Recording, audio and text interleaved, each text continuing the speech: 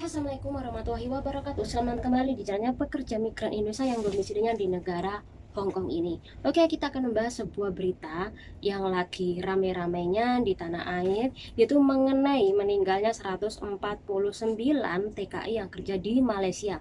Dan karena kita kerja di negara Hong Kong, jadi nanti ada sangkut pautnya dengan kondisi kerja di negara Hong Kong, bagaimana tentang hukum-hukum tenaga kerja di sini, dan juga kita bandingkan dengan hukum-hukum ketenaga kerjaan di Hong Kong, di Malaysia sana. Jadi karena memang ada orang lokal Malaysia sana yang bilang bahwa negara mereka itu telah melanggar hak asasi manusia dianggap wajar, ya, karena negara manapun ini juga melakukan hal yang sama. Apakah benar Hong Kong sebanyak itu telah melakukan pelanggaran hak manusia terhadap PRT di sini?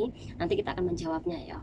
Jadi karena ada pernyataan seperti itu, jadi aku geram juga, ya, membandingkan bahwa kematian terhadap PRT atau TKI ini dianggap sesuatu hal yang wajar. Bahkan pelanggaran terhadap hak asasi manusia ini adalah dianggap hal yang wajar. Oke, kasus TKI yang meninggal di Malaysia ini sudah sering banget terjadi sejak zaman dulu, ya. Dan juga pada akhirnya juga beritanya sangat meledak sekali, kemudian terjadi lagi. Nah, kemarin tepatnya adalah sekitaran Juni 25-23an.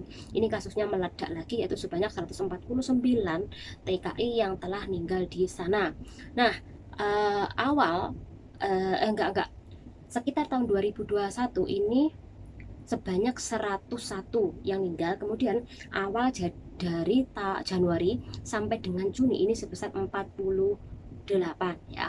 Ini katanya beberapa pihak, yaitu termasuk KMB, KBMB, kemudian BP2MI, ya, kemudian juga Migran Care, yang dimana ini adalah lembaga di bidang kemanusiaan yang membela TKI di luar negeri. Oke, namun yang sangat kita sayangkan sekali bahwa KBRI atau KJRI Malaysia sana ini menyangkal jumlah tersebut, ya. Ini sangat disesalkan sekali. Dan di antara mereka ini meninggal ada penyiksaan juga, kemudian gizi yang buruk, dan makan yang tidak cukup, dan tempat tahanan yang tidak layak, ya, karena banyak juga para tahanan itu banyak melakukan berdiri karena saking sempitnya tahanan. Kemudian adanya sekali lagi penyiksaan dengan cambuk rotan, dan ketika sudah dicambuk makan yang nggak layak nanti menyebabkan penyakit, dan situ hanya dikasih panadol penghilang nyeri. Nah, kemudian ninggallah mereka, ya. Namun tidak hanya mendapatkan hal tersebut, namun juga penghinaan fisik dan suatu negara kita, dan juga adanya perampasan barang-barang milik TKI, ya. Ini sangat disesalkan sekali. Oke, mungkin kita tahu bahwa di antara mereka ini pergi ke sana tanpa dokumen atau undokumen atau ilegal, ya. Namun apakah benar bahwa yang ditangkap itu adalah undokumen? Nah, jawabannya enggak. Ada juga yang berdokumen, itu pun juga ditangkap, ya.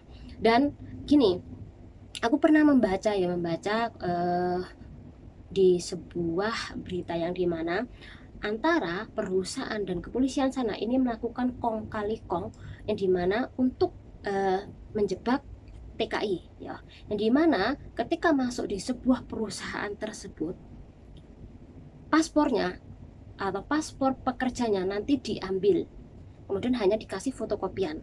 Ketika dia sudah mendapatkan fotokopian dan tertangkap oleh pihak kepolisian sana, nah, pihak kepolisian sana itu diberitahu oleh TKI kita bahwa aku resmi, ini loh buktinya, ada fotokopian paspor. Tapi pihak dari kepolisian sana itu tidak percaya bahwa Anda ini berdokumen atau resmi atau legal kerja di sana, karena hanya memberikan fotokopian saja. Ketika dimintai pertanggungjawab foto, dimintai paspor yang asli, pihak dari perusahaan sana ini menolak, Mbak, tidak mau bertanggung jawab, ya. Jadi mungkin karena dia nggak mau susah payah bayar, ya. gaji yang belum dibayarkan, seperti itu ya. Jadi itu liciknya ya. Oke, kita akan bahas lagi. Yang ilegal pun datangnya ini bisa dipaksakan menjadi ilegal karena sebuah keadaan perusahaan ya.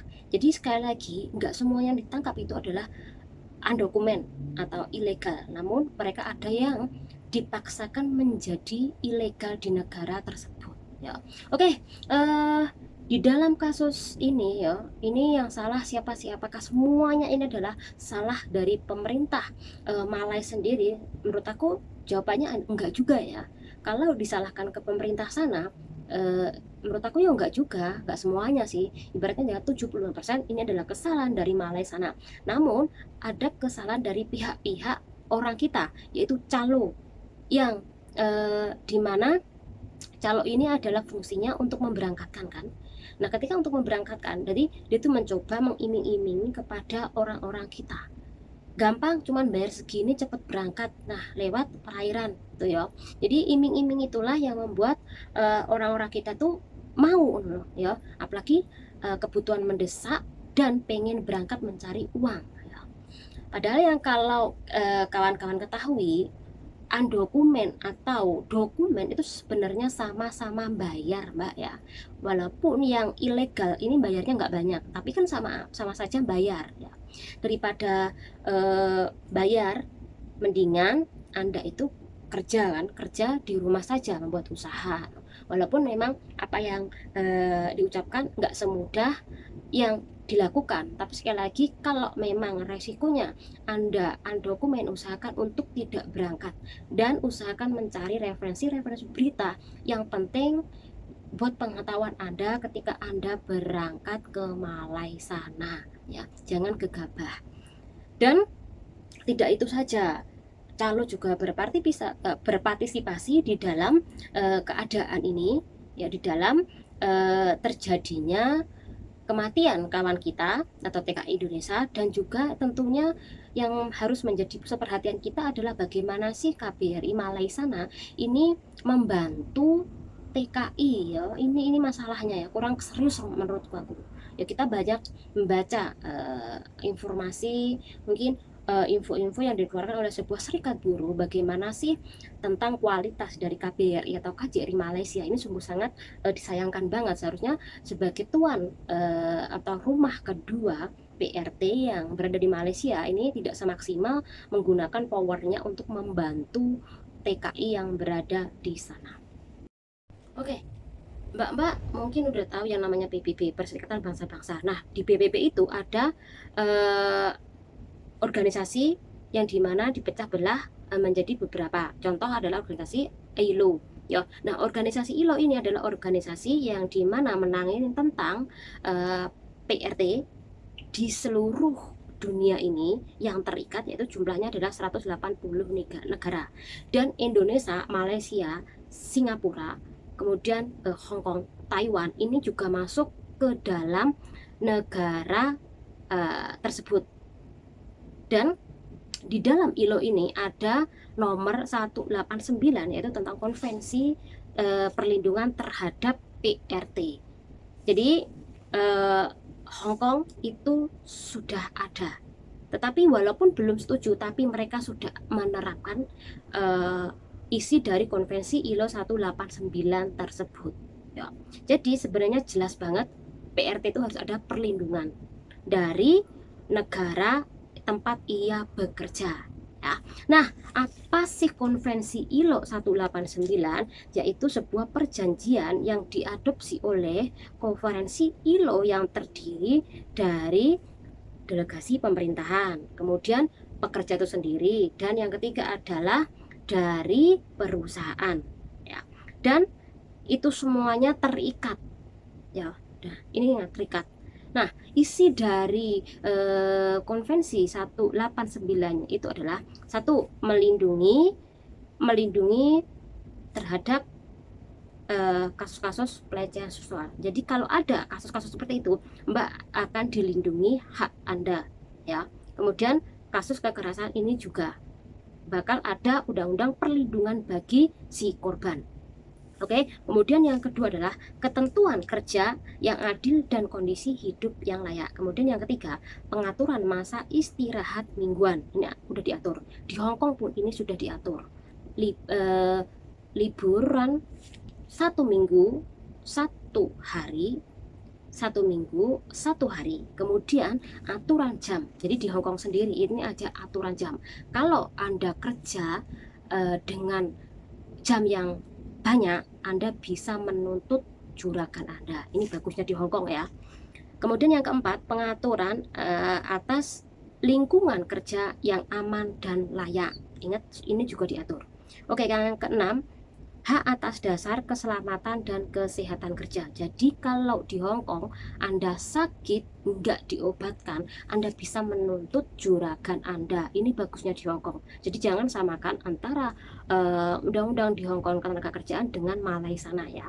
Oke, kemudian yang ketujuh, hak dan perlindungan kerja yang aman dan juga tunjangan persalinan.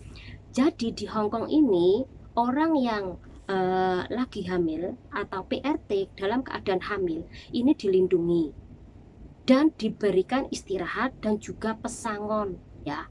Jadi ingat, tidak sama dengan Malaysia. Sekali lagi jangan bilang bahwa Hong Kong juga melanggar hak asasi manusia. Pelanggar hak asasi manusia mereka yaitu diskriminasi, ini juga ada. Tapi kita bisa melaporkan ketika orang sini mendiskriminasi kita. Oke ya. Kemudian yang kedelapan, hak untuk menyimpan dokumen sendiri. Nah, di Hong Kong ini juga menerapkan kalau ada majikan yang menyimpan dokumen kita bisa melaporkan ke polisi. Jadi masih banyak sekali isi dari konvensi yang dimana ini menjelaskan tentang hak-hak dari PRT atau kerja yang layak untuk PRT, masih banyak banget ya. Jadi ini hanya sekilas aja pembahasan tersebut. Nah, di Indonesia melalui kerja bilateral dengan Malaysia ini sudah mengajukan draft MOU atau Memorandum of Understanding ini tahun 2016. Kemudian tanggal 1 April 2022 ini disetujui oleh pemerintah Malaysia. Jadi baru kemarin disetujui, dari 2016 sampai dengan 2022 baru disetujui ya kemarin. Nah, karena adanya pelanggaran, jadi itu melanggaran terhadap MOU yang sudah disepakati, yang sudah disetujui ya, ini dianggap sebagai penghinaan terhadap Indonesia. Kemarin tanggal 13 Juli 2022, pemerintah menyetop sementara pengiriman terhadap PRT atau TKI kepada Malaysia atau ke Malai. Nah, tidak hanya PRT saja, namun juga sektor perkebunan, kemudian di sektor pabrik, kemudian juga perkilangan dan sektor konstruksi ini juga disetop sementara ya. Gini ya kawan-kawan semuanya, di dalam MOU itu ada sistem yang dimana adalah sistem, one channel system atau OCS, yang dimana OCS ini adalah bagus banget bagi orang-orang yang kerja di sana ya. Jadi biar tahu Anda itu majikannya siapa, rumahnya di mana, jadi biar tahu loh. Jadi sistem ini penting banget untuk perlindungan terhadap TKI di sana. Ya, ini sudah diajukan kemarin dan sudah disetujui. Namun kenyataannya pemerintah Malaysia ini tetap menggunakan cara mereka atau cara merekrut TKI yaitu dengan SMO, yaitu sistem meet online. Nah, sistem meet online ini seperti calling visa, dan calling visa ini membahayakan ya. Jadi calling visa ini antara orang itu tersebut calo dan juga orang Malai sana atau swasta, pengusaha, kemudian Anda. Jadi ini sangat membahayakan ya. Tidak ada resmi atau ini hak resmi, tetapi sekali lagi tidak ada masuk di dalam data-data pemerintah kita. Ya, jadi kayak calling visa kemudian menjadi turis di sana, kemudian selepas dia menjadi turis ternyata dia juga bekerja. Hal seperti ini kan membahayakan juga ya bagi TKI di sana ya. Jadi usahakan orang-orang kita itu untuk tetap mengikuti anjuran dari pemerintah kita, yaitu menggunakan sistem channel one channel system tadi ya, usahakan seperti itu. Nah itu aja informasinya. Sekali lagi kita mendukung pemerintah kita untuk menstop sementara dan menindak tegas terhadap Malai sana agar tetap melakukan atau menjalankan MOO dengan sistem OCS. Ya, itu aja informasinya. Semoga bermanfaat buat kawan-kawan semua. Channel ini dulu. Wassalamualaikum warahmatullahi wabarakatuh.